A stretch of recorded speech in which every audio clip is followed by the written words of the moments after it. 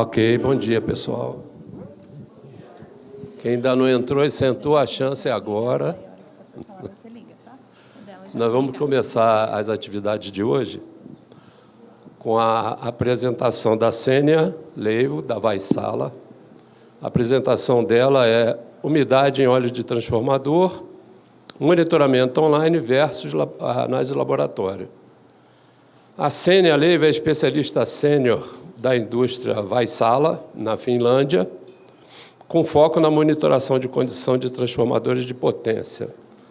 A Sênia tem 25 anos de experiência internacional no setor e se destaca pela sua contribuição significativa no desenvolvimento do monitor multigás para análise de gases dissolvidos em transformadores online. Ela participa ativamente de colaborações internacionais de pesquisa, membro de grupos de trabalho do SIGRE, equipes de grupos de trabalho de manutenção da IEC e outras iniciativas voltadas para a validação em transformadores. Atualmente, coordena o grupo de trabalho conjunto do SIGRE A2D1.74, que desenvolve diretrizes para o monitoramento online de umidade em transformadores e representa a Finlândia no Comitê de Estudo D1 do SIGRE, que é o nosso comitê. Eu queria passar a palavra para a Sênia. Obrigada.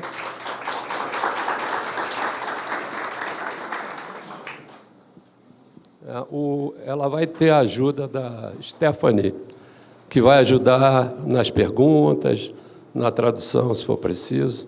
Obrigado. Obrigada. Bom dia. Good morning. Sorry, this presentation will be in English. I hope you can manage that, but I have my secret asset here, Stephanie. So when we have the questions part, please feel free to use Portuguese, Spanish. She will help me out there. Okay, today we talk about online moisture monitoring and compare that to laboratory analysis. Briefly, the content of my presentation, we first have a brief look the offline samples versus online monitoring. Then we discuss about the moisture dynamics in transformer, what happens with moisture when the transformer is under its normal operating conditions. Have a look at the online data for a longer period. And then I finish with a small case where we estimate paper moisture with the online moisture data. And then finally the conclusions. When we want to measure moisture in transformer oil, we have basically two ways to do it. We can take a sample to the laboratory, have a coefficient titration, and as an output we get total water content in that sample. Or we can use online sensors. Usually those sensors that are used are so-called capacitive thin film sensors, where the moisture in oil changes the capacitance of the sensor. So the more moisture, the higher the capacitance, and that can be converted to moisture reading. The output of these sensors is relative saturation of moisture. And the laboratory result can be converted to relative saturation, and relative saturation can be converted to total water content if we know the water solubility of that liquid. But these conversions always include some uncertainty, so quite some variation between the readings. Here on this slide, I noticed that I've been finalizing my presentation while traveling. So sorry for that. I'll try to explain what's wrong here. So first we have here the laboratory side with the coefficient titration. The benefit of it is that it's applicable to most of the transformers where we can take a sample. It's basically independent on the liquid type.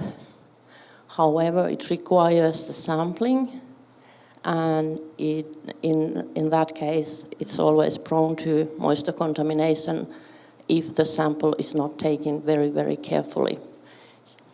I see quite often that people don't realize how easily those samples will contaminate with ambient humidity, especially in environments where we have high humidity in the air. Also, the difference is that Carl Fischer picks also bound water in the oil sample, so that can introduce some differences. And maybe most importantly, the challenge which I show you later on is that it's spot measurement only, so it doesn't show any of the dynamics of the moisture under the operating conditions of transform. The other side of my slide here talks about online sensor. Somehow it has unfinished sentence and not the title. So the sensors in general have good sensitivity in very dry oils. That may vary depending on the manufacturer of the sensor, but usually rather good sensitivity also on very dry oils. When we have continuous online monitoring, we really get the whole moisture dynamics revealed. We can see how much the moisture in oil varies under the operating conditions. Also, relative saturation indicates directly the risk of electrical breakdown because relative saturation of moisture or breakdown voltage is dependent on relative moisture saturation, not the absolute water content. From relative moisture saturation, it's easier to define or estimate the water content in paper. The challenges with this method is that it always requires an access point, mechanical access point to the oil flow, and also requires a system to collect the data from the sensors. This is a real case. It's about a new transmission transformer that was exposed to ambient humidity at factory while the active part was already in the tank, but no oil. And maybe before you jump into the graph, let me summarize a little bit what you're saying. Sênia começa falando um pouco das diferenças entre os métodos que a gente tem para medição de umidade em transformadores, que a gente tem um método tradicional, realizado em laboratório, onde se coleta uma amostra de óleo do transformador, e depois ela traz o outro método que é possível também de a gente ter, que é com um sensor capacitivo online no transformador. Então, ela falou um pouco das diferenças desses dois métodos, sobre as possibilidades de contaminação que se tem quando se tem a retirada de amostra no método tradicional e sobre os sensores capacitivos que são instalados diretamente no transformador em uma válvula e sobre como esses sensores têm uma acessibilidade muito boa para medição e você consegue identificar como está sendo o comportamento da umidade dentro do transformador em um intervalo de tempo maior. Então, você consegue avaliar a dinâmica da umidade e não tem somente uma medição pontual, que é o que dá o laboratório. You can go ahead. So, this case of a transformer where the active part was exposed to ambient humidity and the owner of the transformer was concerned that if it was the case that it has attached collected water into the solid insulation. So what the manufacturer did that they applied the vacuum to the tank and removed the surface moisture. But the concern was still that could it have been the case that the paper has immersed or got more water into it. So they applied an online monitor, and we can see that it was very, very low moisture. For a couple of weeks, there was this monitor, and it was continuously showing like less than 1 ppm, which is what you expect to see in new transformer. However, their sample showed like 7 ppm at 30 degrees C temperature sample. And of course, they were like confused that the monitor was showing so low value and the laboratory was showing relatively high value for a new transformer. I told them that I fully trust the sensor, so that I believe the sample was contaminated. So I asked them to take new samples with the method and how they do it. And the next samples, 2 samples, were 5 ppm. And still big difference. And again, I said that I trust the sensor, take new samples. I said that it's a big transformer, plus 5 liters of oil, take another sample, plus another 5 liters, take another sample. And those were the samples here after 1 month, and it was below the detection limit of the lab. And then they continued to do 3 more times, and it continued to be less than the detection limit in the lab. Esse é caso real, onde a gente teve a comparação de transformador novo. Foi feita a avaliação da condição de umidade nele logo depois de instalado. Ele tinha um monitor online conectado com um sensor capacitivo e, nesse caso, o proprietário do transformador também estava fazendo coletas para fazer uma análise laboratorial comparativa. Então, aqui o monitor estava mostrando um nível de umidade praticamente 0, né, que é o que se espera em um transformador novo, mas as coletas estavam mostrando ali 7 ppm na primeira medição. A Sênia falou com eles e falou que confiava no monitor, pediu para eles tirarem novas amostras. Eles fizeram 2 novas coletas que indicaram 5 ppm, ainda elevado comparado ao monitor. Ela continuou falando que confiava no monitor para eles tirarem novas amostras, só que dessa vez ela orientou eles, era um transformador grande, ela orientou que eles fizessem um descarte de 5 litros de óleo antes de coletar a amostra. Então, eles fizeram isso e o valor caiu para menos de 3 ppm, que é o limite ali indicativo do laboratório. Então, So the good point here was that the transformer was dry, and the owner of the transformer could be kind of a safe mind that there was no extra moisture in the transformer. So when we have online monitoring, it's important to remember that the sensor can measure only what the oil it is in direct contact with. So we must have the sensor in a place where there is oil flow and having a representative oil from the tank. So the best place for a sensor is the oil cooling circulation. When we have a transformer under operating load, the black line here represents the loading of the transformer. Pay attention on this peak in here. And the red line is the oil temperature at bottom of the transformer, and the blue line is water content as ppms, and this is roughly 2 weeks period. And what we can see that normally temperature and the water content in oil varies between 20 and 40 degrees C, which is a lot for moisture, but this is very old transformer. It was like 50 years free breathing, so it was known that it's rather wet. However, when there was this loading peak, here we can see that the water content in oil suddenly jumps up to the 60 ppm. In relative saturation, it means about 60% relative saturation, and it's really high risk of getting electrical breakdown, because the breakdown voltage at that high moisture would be very low. Unfortunately, nothing happened, and this transformer survived on this. Now it's already dismantled.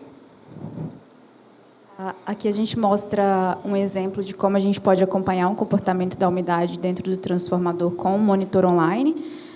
A gente tem um gráfico mostrando um período de 2 semanas. A linha preta é o carregamento do transformador, a linha em vermelho é a temperatura e a linha em azul é o comportamento da umidade durante esse período identificado pelo monitor online. E aí ela destaca um período ali onde a gente teve um pico, um carregamento elevado, e como a temperatura e a umidade se comportaram nesse momento, e como é importante e como o monitor tem esse valor quando a gente tem uma avaliação desse tipo para poder avaliar potenciais riscos nessas situações onde a gente tem variações de carregamento e de temperatura. So this is the same data now, having the water content as a function of oil temperature. And we can see this white hysteresis curve. When the temperature increases, water is released from the paper and absorbed back when temperature decreases. However, there is this hysteresis, and if we look here, if we take a sample at 35 degrees C, our result can be 25 or 50 ppm. So this is what I meant earlier when I said that taking a sample is just the spot.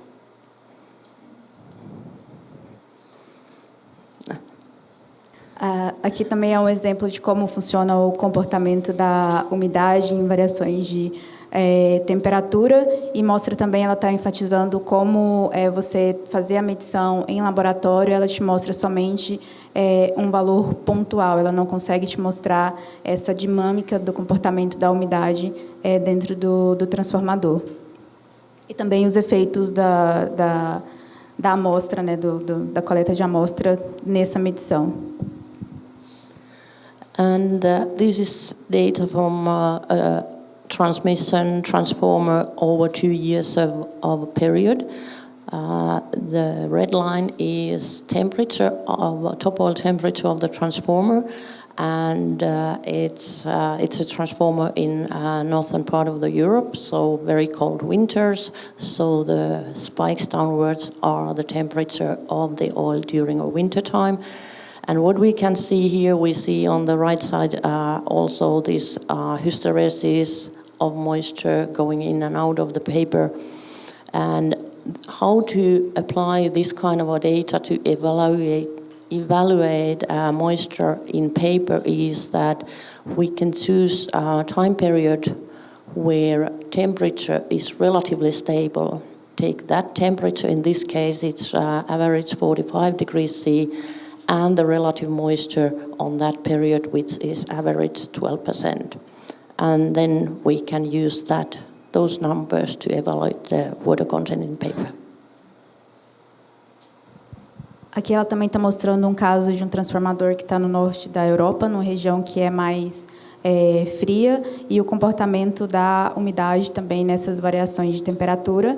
E o gráfico onde mostra o comportamento da histeresia da umidade, e identificando como a umidade ela pode adentrar o papel ou sair conforme tem essas variações de temperatura no ambiente. Quando o óleo esquenta, você tem a liberação da umidade, e quando ele esfria, ela retorna para dentro do papel. Então, a gente consegue identificar esse comportamento da histeresia nesse tipo de monitoramento. And when we have thermodynamic situation in equilibrium in transformer, we can apply these so-called equilibrium charts. However, in real life, the transformers are not in equilibrium, but when we have a longer period of relatively stable temperature, we can assume that we are close to equilibrium, and then we can do some estimates. So in the previous case, we had 12% relative humidity in the oil. Then we go up to the thermodynamic, the isotherms, close to 40. And then we go here, what says that we have roughly 2.4% in the paper, which is the average of the whole solid insulation. Identificar a umidade no papel é bem difícil em condições normais de operação, onde a gente tem a variação de temperatura ocorrendo no ambiente. mas a gente pode fazer uma estimativa dessa umidade considerando uma temperatura estável, e é isso que ela está mostrando aqui, que a gente consegue fazer isso e estimar o percentual de umidade relativa que se tem no papel em uma condição onde se tem uma temperatura controlada e estável. Okay, and as a conclusions, online monitoring, when we use it, it eliminates the errors related to the sampling or sample contamination. Capacitive sensors do not react to the pound water; they only react and measure the really dissolved water molecules, not any pound water. Sampling under variable load as shown. We have a very high dynamics in moisture going between the paper and oil, and that we can see with the online monitoring. And relative moisture saturation provides a nice tool on paper moisture analysis. We don't need to know the load or oil type. We can do the paper moisture assessment. And in general, online data offers a practical tool to assess the moisture across the wide range of management strategy. As conclusões, né, sobre tudo que ela apresentou nos slides anteriores, mostrando que o monitoramento online elimina a possibilidade de erros que se tem quando se está coletando a amostra, que é muito sujeita à forma como você retira, à forma como transporta o material que está sendo utilizado. Ela também fala sobre a estabilidade dos sensores capacitivos em determinar a umidade no óleo, que são sensores bastante sensíveis. A questão também da retirada de amostra dos transformadores ser bastante dependente das variações de carregamento e de temperatura. Então, uma amostra de óleo que você retira para fazer análise de laboratório, ela vai te dar uma visão apenas pontual daquele momento, daquela condição do transformador. E também ela fala sobre como a umidade relativa ela permite com que você faça uma análise das condições do papel, independente de qualquer outro parâmetro de carregamento. E também como os monitores online oferecem uma solução prática para poder você conseguir fazer essa avaliação do comportamento da umidade, do carregamento e como a umidade está se comportando em diferentes momentos ali do transformador ao longo do tempo. Muito obrigada.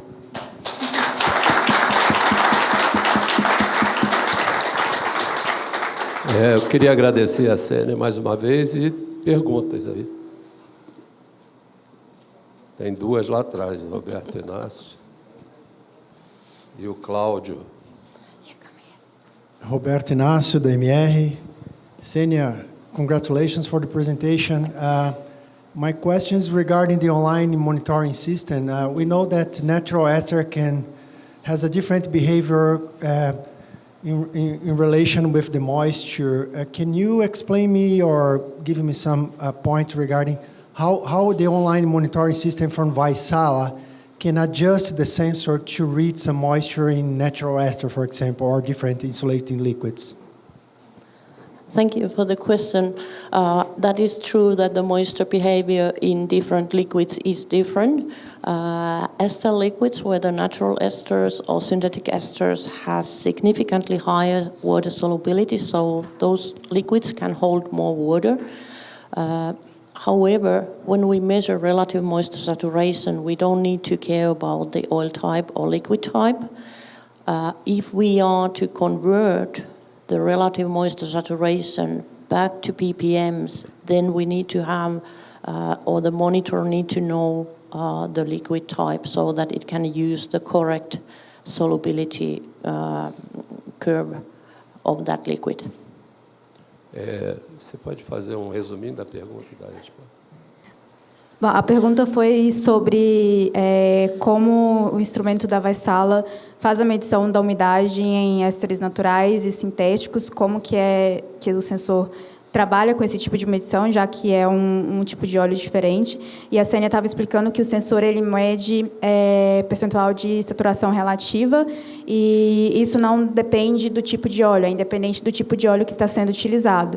E o que vai fazer a diferença na medição é a conversão, quando a gente vai trazer o valor para ppm, e aí isso a gente precisa saber o tipo de óleo, porque aí interfere lá nos parâmetros que são colocados para poder fazer essa conversão. Então, a medição em si, ela não depende do tipo de óleo, mas somente ali a conversão. Ok. Hey, good morning. How are you? Everything all right? Thank you very much for your presentation. It's kind of, we have to think about the difference between relative saturation and ppms. And our mind goes to another level of thinking. But regarding your slide of brand new transformer, you showed that, yeah, that's it. You showed that there is a very high difference between your monitoring and the laboratory tests sample. Is it thinking about the best curve in brand new transformer? Would be a sense to install just after 6 months or after 1 year your monitoring system, or still thinking about the best curve, just compare and leave the beginning of the running of this transformer and just consider the comparative numbers after a time or a period after the beginning. Thank you. You understand? Yes. Okay. Thank you for the question. With the new transformers, we assume they are dry when they arrive from the factory. I would say that if there is unexpectedly high reading, like in this case, it was relatively low temperature in the transformer and 7 ppm, you wouldn't expect that. So in those cases, I would definitely recommend to have a monitor. It can be just a simple probe to follow that, is it really, or is it because of the sample contamination? And if it's because of the sample contamination, then to consider the method how to take the sample, because we see a lot of samples contaminated, and utilities even do extra work on trying to find out the reason. O Cláudio está perguntando sobre essa diferença que a gente tem inicial aqui na curva, porque é um transformador novo, e você perguntou também se seria o caso de se considerar instalar o monitor 6 meses depois do transformador estar operando, para poder não ter isso. Aqui, nesse caso, o que a Sênia estava querendo mostrar era justamente problemas que se pode ter quando não se tem um controle muito bem feito na coleta da amostra de óleo. E a gente vê bastante isso dentro da Vaisala, porque a gente recebe muita amostra de cliente para poder fazer a análise. E esse caso, talvez não tenha ficado um pouco claro, mas a gente tinha um monitor indicando um nível bem baixo de umidade e a amostra do laboratório indicando um nível elevado. Como era um transformador novo e as condições de montagem não indicavam que teve alguma contaminação muito grande de umidade, porque para você ter um nível elevado de umidade dentro de um transformador logo depois que ele foi montado, quando ele é novo, é muito difícil, porque você faz o vácuo, a umidade que está ali na superfície ela é retirada nesse processo, então não é comum a gente ter esse comportamento. Então, a Sênia confia bastante no sensor e ela entende o processo de montagem, que a possibilidade de ter uma contaminação para ter esse nível de umidade seria muito improvável. Então, por isso que ela fez a orientação de continuar fazendo outras coletas de amostra, e ela orientou fazer essa coleta de uma forma diferente, que ela não mencionou, mas eu conheço um pouco do caso. Esse era um caso onde o cliente estava retirando cerca de 1 litro de óleo antes de coletar a amostra. Ele estava descartando 1 litro antes de fazer a coleta da amostra. E é um transformador bem grande, e a nossa avaliação era que poderia estar tendo uma contaminação de umidade ali no ponto onde estava sendo feita a coleta. Então, ela recomendou, olha, faça um descarte maior de 5 litros para poder ter um valor que seja mais razoável da medição da umidade, porque pode estar tendo contaminação ali. E aí foi isso que eles fizeram, e eles começaram a ter um valor bem abaixo já do nível identificado em laboratório, que se aproximava ao que era o monitor. Então, não faria muita diferença instalar o monitor 6 meses depois ou no começo. No começo, você consegue identificar um nível muito baixo de umidade, se não houve nenhum tipo de contaminação, então não tem essa variação ali entre instalar no início ou instalar no final. Esse foi um caso onde a gente realmente quis demonstrar os impactos que se pode ter caso você não tenha um controle bem feito da amostra ali de óleo. Pessoal, a última pergunta aqui para o Roger. Bom dia, muito obrigado, parabéns pela apresentação.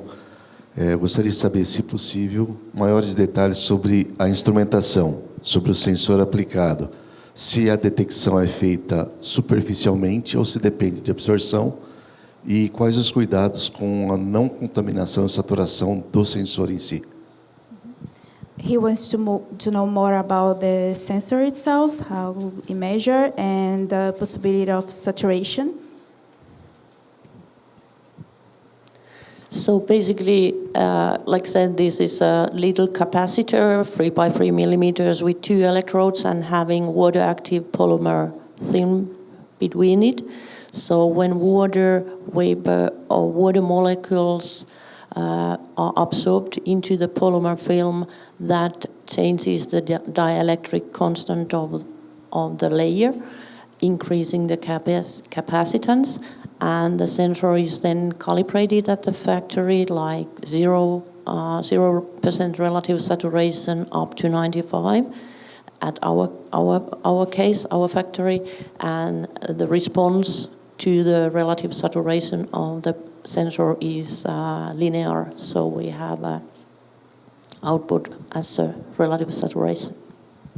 A gente tem um sensor capacitivo, então a gente tem uma variação de capacitância conforme a variação de umidade, e embaixo a gente tem o sensor da Vaisala, que vai identificar essa variação e é extremamente sensível a essa variação de capacitância que você tem quando a umidade passa por essas camadas do sensor capacitivo. And the similar sensor, a little bit different setup, is used to measure also in gases, so like dew point of transformers.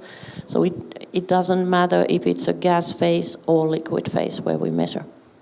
Ela está explicando que é a mesma tecnologia, uma tecnologia semelhante à medição que a gente faz em gás, então não importa se é uma medição direta em um ambiente gasoso ou em algum líquido. Muito obrigada. Queria agradecer mais uma vez. Thank you very much for coming.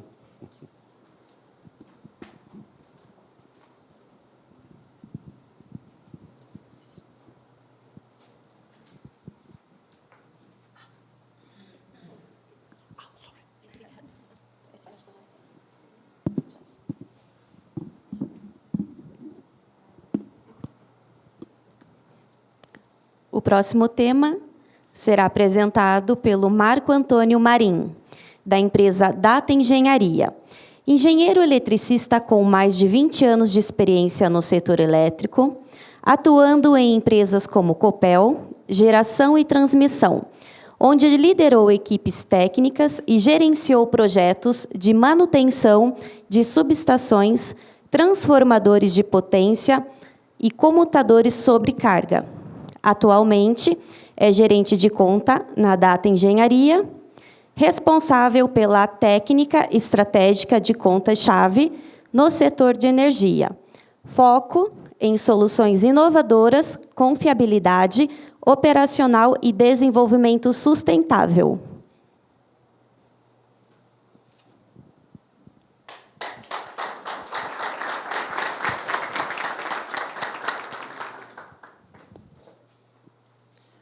Bom dia a todos. Quero agradecer a Helena e o Paulo pela oportunidade de apresentar esse trabalho. E hoje a gente vai falar um pouquinho sobre reformas de transformadores de potência.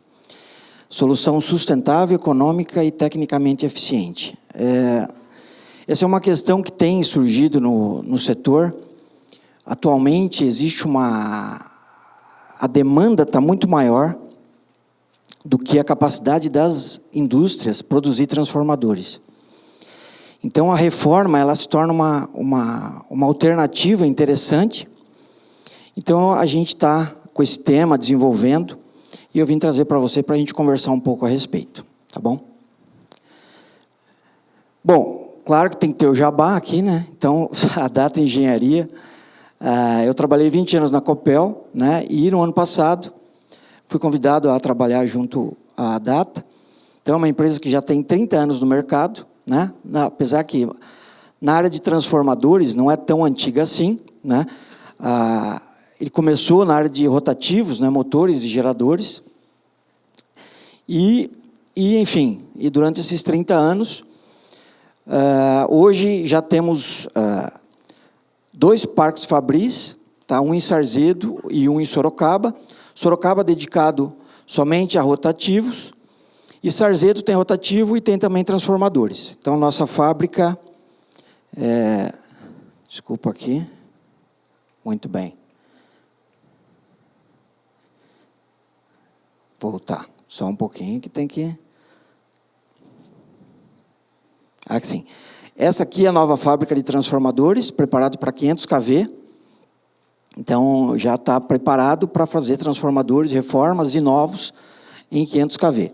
E, a do lado aqui, é a antiga fábrica, né? Motores e geradores, mas ela continua funcionando.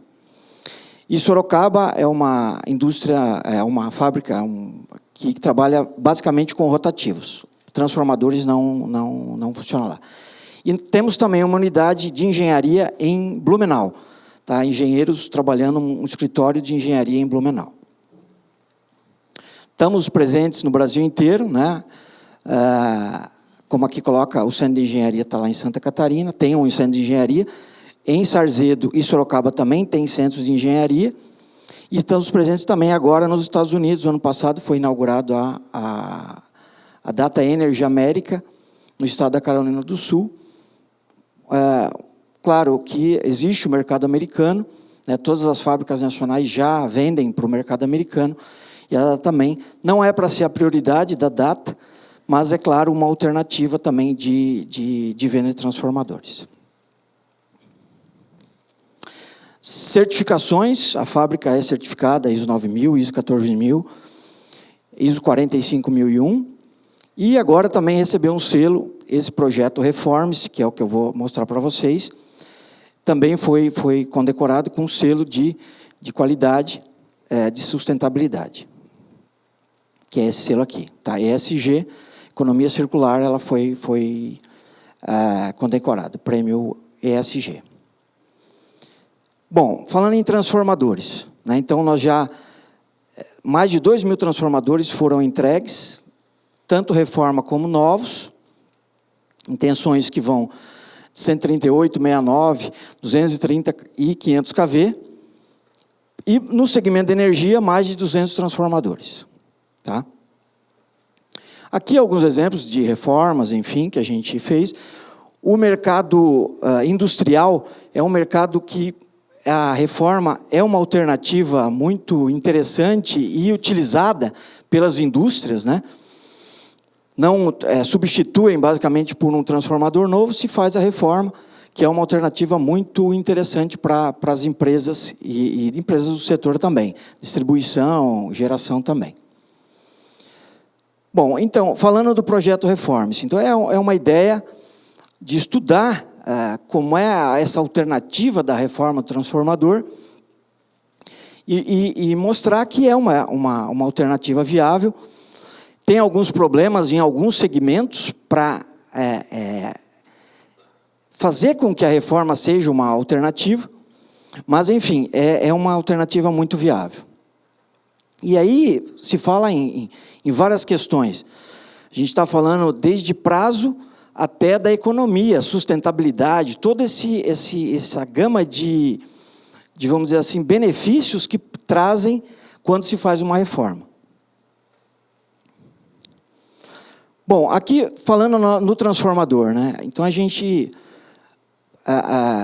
tem um estudo juntamente com a Universidade Federal de Minas Gerais, fazendo esse estudo de todas as reformas que foram feitas, levantando dados, enfim, para levantar esse percentual de material que consegue salvar, que consegue recuperar de um equipamento que está sendo reformado.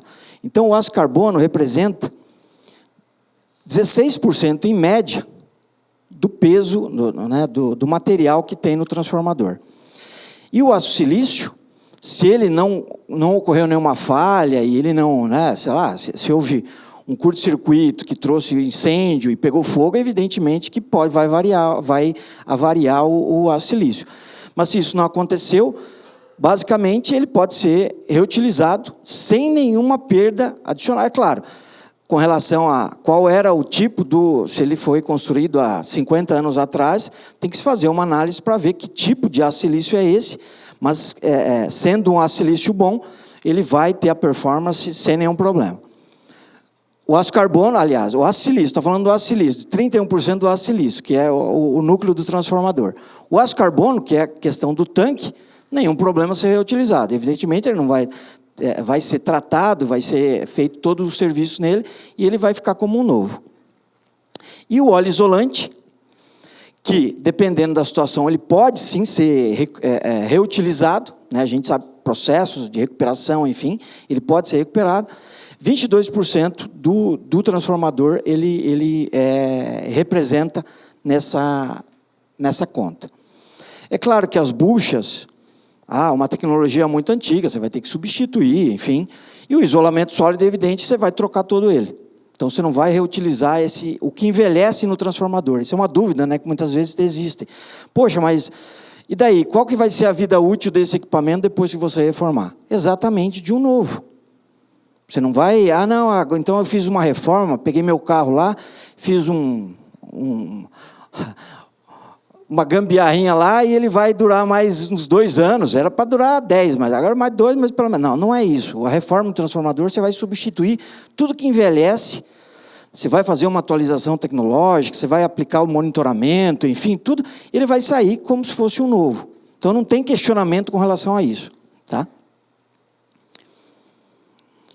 Bom, aqui os princípios da economia circular. Eu já estava falando lá, então, a soma disso.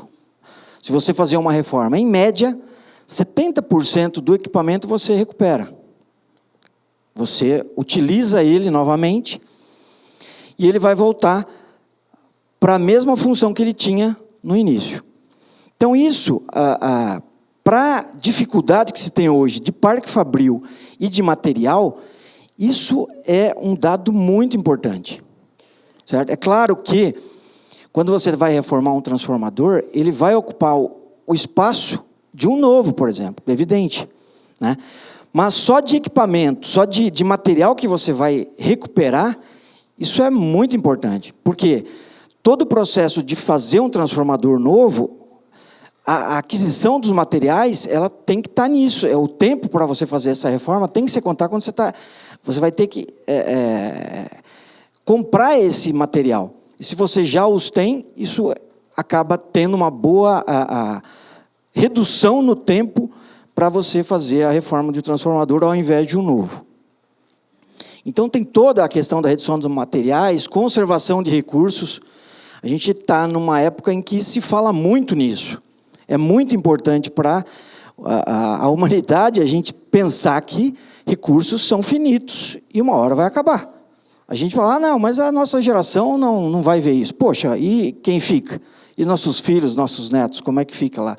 Então, tudo que a gente puder salvar, que a gente puder reutilizar, é importante para a humanidade, né? Então, essa é uma coisa muito importante. A questão da economia, existe uma economia sim, você reutilizando isso, por mais que a mão de obra no transformador é muito importante, a questão da mão de obra, existe uma redução sim, e uma economia com relação a isso, tá? E a questão que eu já falei, restabelecimento da vida útil. Então, você vai ter restabelecido a vida útil do equipamento, tá? Teve alguns questionamentos. Não, o motor elétrico, quando você faz uma recuperação, motores de grande porte, a questão do rendimento, ele cai. E o transformador? Vai aumentar as perdas? Vai ter um rendimento menor? Não. Todo equipamento desse porte, ele vai ser feito um reprojeto em cima dele, e muitas vezes ele pode sair até melhor do que quando ele era novo. Algumas melhorias de material de hoje. Então, não tem essa questão do rendimento ou de perdas maiores porque é um transformador recuperado. Isso não existe. Tá certo? Bom, aqui alguns exemplos, né? O segmento de distribuição e de geração, falando de setor elétrico, a alternativa reforma é muito utilizada nesses setores. Por quê? Porque na geração ele vai querer haver uma redução no valor, porque todo o valor que ele gasta de custo para recuperação, inclusive para investimento, vai sair da receita que ele tem da energia, da receita da venda da energia. Então, quanto menor for, melhor. No caso da distribuição, ele vai conseguir fazer a recuperação e colocar mais transformadores em operação, e o valor que ele vai investir, ele vai ser remunerado na tarifa, no uso do sistema de distribuição. Então, e no setor da transmissão tem um pequeno detalhe, né? No setor da transmissão, quando se falha o equipamento, se ele falhou, a alternativa à reforma é uma alternativa viável. Por quê? Ele tem que retornar com aquele equipamento em operação e ele vai...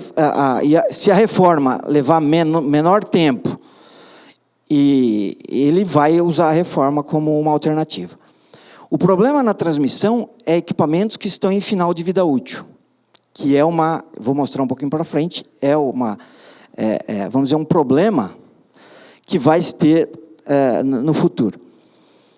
O problema da substituição por final de vida útil é que o regulador não dá esse tempo de reforma para ele fazer a substituição do equipamento. Então, o transmissor diz, olha, eu quero substituir o equipamento. Já está em final de vida útil e a ANEEL tem um prazo lá e ela diz, olha, pode substituir, você vai ser remunerado por essa substituição. Aí ele fala assim, você tem 2 anos para você fazer essa substituição. Ok, 2 anos é um tempo legal. Só que 2 anos para você fazer reforma ou comprar um novo, mas desligado esse equipamento pode ficar 30 dias só, para você não ter penalidade com relação a isso. E daí o que acontece é que tem um problema de logística, como é que você vai fazer? Eu falo, eu vou reformar ele, uma alternativa interessante e tal. Só que eu só tenho 30 dias para fazer isso, então não dá tempo de você substituir. Por mais que você tenha 24 meses para fazer a substituição. 24 meses é o prazo da autorização para fazer Só que, enfim, aí você tem que fazer, ou eu reformo outro equipamento, ou eu compro um novo e vou sucatear isso. E para o transmissor, ele tem que comprovar o que ele gastou. Existe uma tabela de preço e tal. Então, para ele, não é muito interessante ele economizar muitas vezes, porque a receita dele vai estar diretamente ligada ao quanto ele gastou para fazer essa substituição. Então, existe vamos dizer assim, problemas regulatórios que tem que ser resolvido para que isso seja uma alternativa realmente. Tá? Mas assim, no mercado de distribuição existe contratos, a Data fez contrato com a Enel, com a Energisa, e aqui tem um demonstrativo de quanto foi economizado de aço, óleo, aço silício, aço... Enfim, toda a economia que foi feita, e um exemplo disso. Tá? E aí, com relação a universidade está junto com esse projeto, para fazer os cálculos de árvores que deixaram de ser cortadas, enfim, hectares de árvores para ter todo esse cálculo aí, tá? E um detalhe bem interessante que eu esqueci de falar aqui, tecnicamente, a manutenção desse equipamento, que tem uma engenharia antiga, ele é mais robusta e sobredimensionada, certo? Então, o que acontece? Equipamentos antigos, a gente, né, quem mexe no setor, quem trabalha no setor sabe disso, equipamentos da década de 70 são muito maiores, com a mesma potência, a mesma tensão, são muito maiores que equipamentos que são produzidos hoje. Eles são muito mais robustos. Por quê? As ferramentas de cálculo eram muito menos avançadas, né? Inteligência artificial, enfim, cálculos que hoje têm, softwares, e que deixavam o equipamento mais robusto, né? Isso acaba ajudando no processo. A gente sabe que equipamentos antigos, às vezes, levavam tanta pancada e ele não queimava. Os novos não são bem assim, né? Então, existe essa vantagem quando você faz isso. Mas, enfim, aí eu já falei questão financeira, ambiental, disponibilidade, e a verba que é feita, por exemplo, na distribuição, ela é remunerada, e na transmissão também. Bom, aqui a questão dos cálculos, né, que a Data está usando, juntamente com a universidade, para fazer os cálculos de percentual, enfim, emissão de CO2, tudo isso é um P&D que está sendo feito dentro da Data, junto com a universidade. Aqui, com relação ao alinhamento dessas diretrizes ambientais, então, com relação ao protocolo lei da Política Nacional de Mudança do Clima, a Política Nacional de Resíduos Sólidos, quer dizer, tudo isso que se reaproveita é interessante para o meio ambiente. Acordo de Paris, Agenda da ONU, enfim, existe toda uma conexão do projeto com relação à utilização e reutilização desse material com essas diretrizes. Aqui é interessante, eu fiz esse levantamento, o mercado de transmissão, foi feito um levantamento chama BDIT, né, Banco de Dados da Transmissão, de informações da transmissão. Então, isso é público, então você consegue saber a idade dos equipamentos que estão em operação, potência, tal, e eu fiz esse levantamento. E no ano de 2025, 461 transformadores, 230 a 750 kV, têm idades igual ou maior que 35 anos.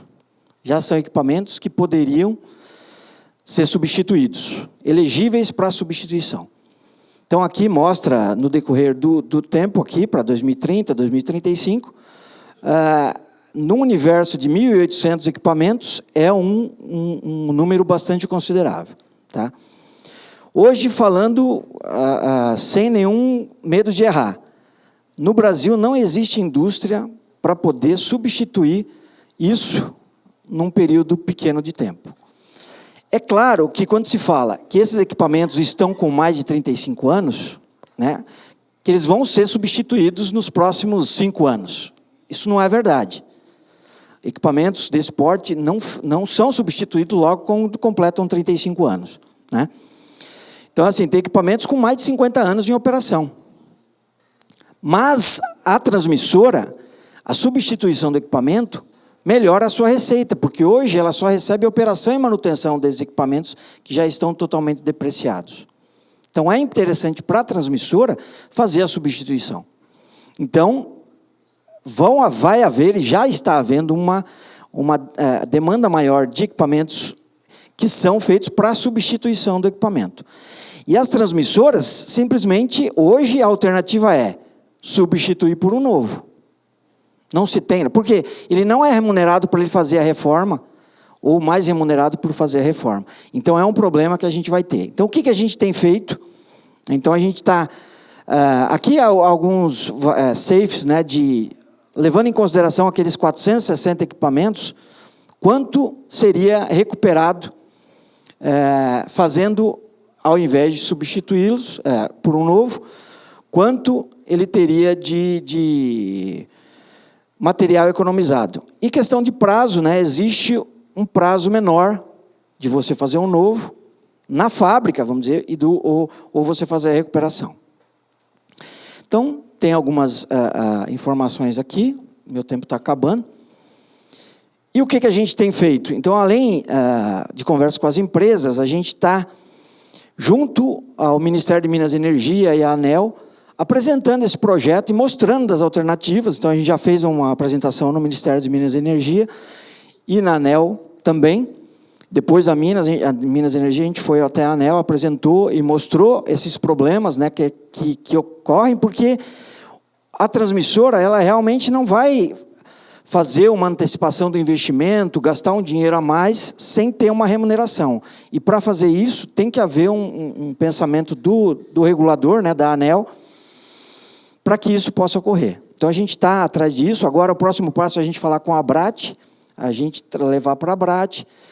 O Ministério e a ANEEL, eles entenderam a questão e estão discutindo internamente para ver uma regulação específica que possa remunerar o transmissor para que esses equipamentos, uma parte deles, né, a gente não quer isso, e aí não é só a Data que faz essa reforma, todos os fabricantes fazem, a reforma é uma alternativa para todos os fabricantes e fazem isso, não é só a Data, né? A Data é um dos fabricantes que fazem isso, né? Enfim, aqui algumas questões, queria agradecer de novo, né? E estou aberto para a gente discutir um pouco do assunto, né? Se tiver interesse das pessoas aí. Obrigado.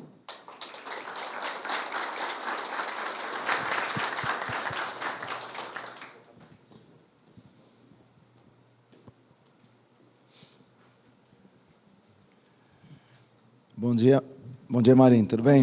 Bem. Obrigado pela apresentação, bem legal, esclarecedora, ver o quanto o parque está envelhecendo, é complicado, né? Bom, ali, o último slide, um dos últimos, você já mostrou que, em tempo de média de reforma, são 12 meses, comparado com 24 meses do novo, tá? E você explanou muito bem também o custo ambiental, ou seja, a economia ambiental que você tem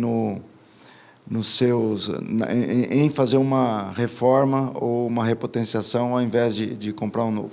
A minha pergunta é o seguinte: quanto que gira em torno de porcentagem do valor de um novo, uma reforma, um ticket médio, assim, nada mais preciso, né? Assim, para a gente ter uma noção comparativa, além do ganho ambiental.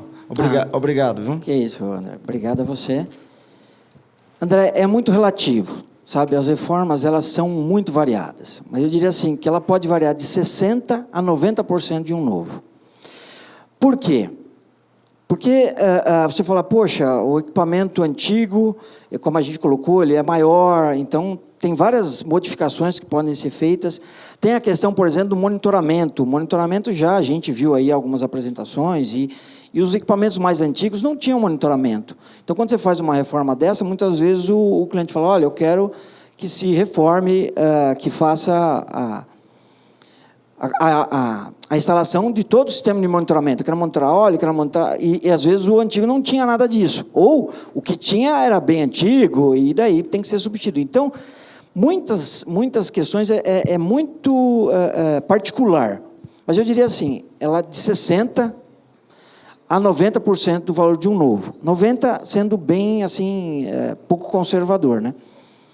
Mas depende muito. Porque também, André, a mão de obra para se fazer um transformador desse é muito grande.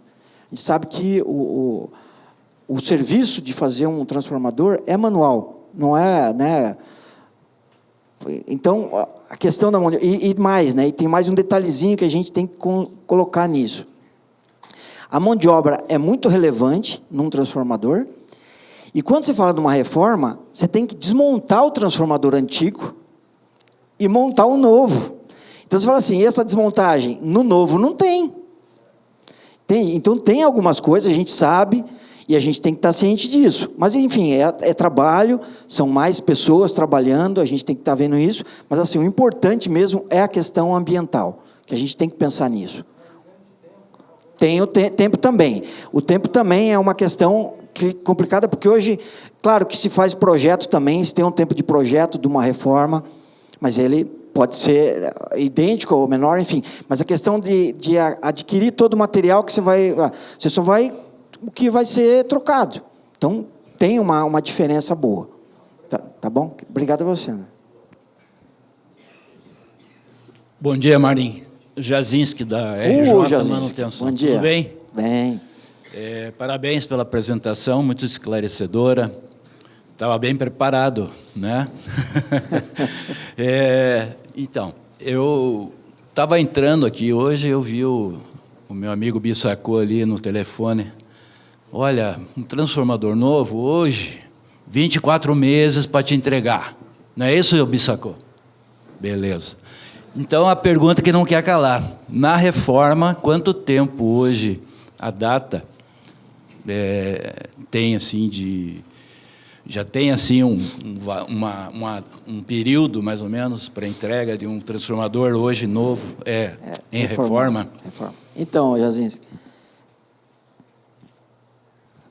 interessante, né, que eu aponto para cá e aparece lá, né? É impressionante, tecnologia. Então, a gente tem uma estimativa de 12 meses. A gente está falando em a metade do tempo, né? Mas é muito relativo, Jazinski, sabe? Depende da complexidade da reforma, do tamanho do transformador. Por exemplo, a transmissão tem uma reforma de um grande de 500 kV, e o prazo, não, por mais que um novo talvez seja 24, a reforma não chega a tanto 12 meses.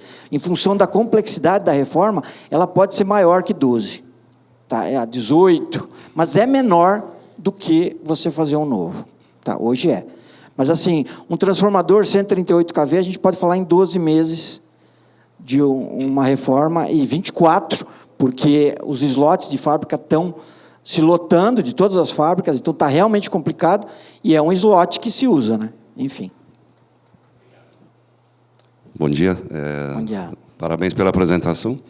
Ângelo, da WPA Ambiental. A nossa área, na verdade, é o contrário, né? A gente destrói, a gente não constrói o transformador, né? A gente tem tido uma dificuldade muito grande na mão de obra especializada. A gente sabe que para fabricar ou reformar transformadores, eu trabalhei na Westinghouse, na época, na finada Westinghouse aqui do Brasil, onde a gente fazia reforma de motores, transformadores. A gente sabe que a mão de obra, para qualificar, é muito complicada, muito difícil. A gente tem sentido isso na pele, a gente tem vagas, mas não tem mão de obra plenamente qualificada. Então, eu queria saber de você, como é que vocês qualificam essa mão de obra especializadíssima para construir, projetar, montar, e se vocês qualificam, vocês roubam do concorrente, como é que vocês fazem isso aí? Porque eu sei que é complicado. Obrigado. Obrigado. Realmente, a mão de obra é um item muito importante e está realmente sendo crítico, sabe? Existem algumas alternativas, Senai, a Data tem lá um programa agora para formação de mão de obra, e isso está acontecendo, a gente vê no LinkedIn, direto em todas as indústrias, porque não tem realmente a mão de obra está muito escassa, né, para todas as áreas, né? Especializada, eu acho que é ainda mais crítico, né? E realmente tem que se fazer isso. A questão de outros fabricantes, sim, acaba sendo uma alternativa, né? Tem uma migração, e acontece de todos os lados, né? Não, está todo mundo pegando. Não, acontece de cá para lá e de lá para cá. Isso está acontecendo muito. Mas acho que o caminho é a formação. Então, Senai, universidades, as indústrias têm que ter esse canal, né, que minha profissional, eu sempre prezei muito, porque eu quando fiz mestrado, eu fiz projetos de P&D, inclusive era um projeto de P&D, quando eu fiz mestrado, e na minha vida profissional era uma das coisas que eu mais gostava de fazer, porque realmente eu acho que é muito importante para o setor, e claro, tem que ter esse canal, tá bom? Última pergunta, tá? Oi, tudo bem? Oi, Marinha, é Cláudio da Urcraft. Escuta, eu tenho tido alguns sucessos em termos comerciais de investimento provindo do meio ambiente. E algumas empresas agora já estão provisionando bons e alguns grandes recursos num departamento novo chamado ESG. Você tem alguma experiência em relação a esse tipo de contato dentro das empresas, ou fica só a ANEEL, a ANS, manutenção, engenharia, compra, suprimentos, etc.?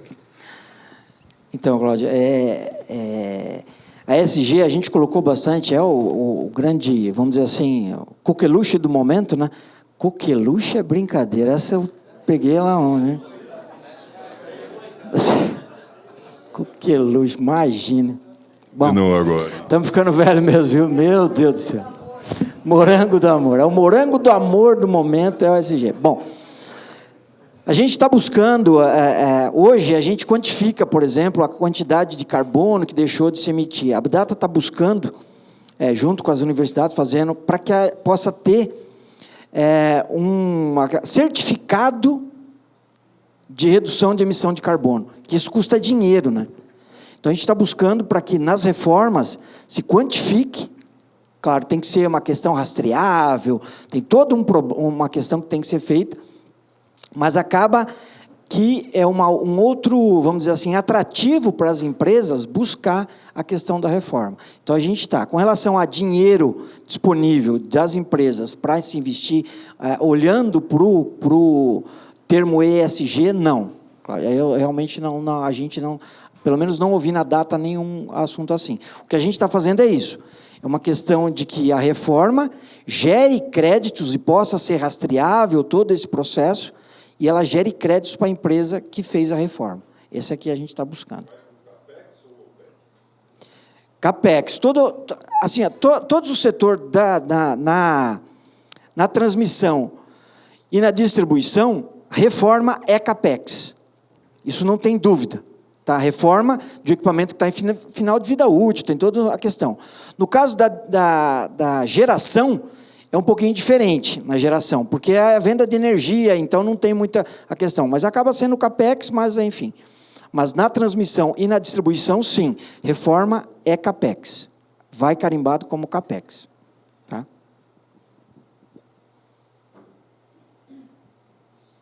Obrigada, Marim. Muito obrigada a todos.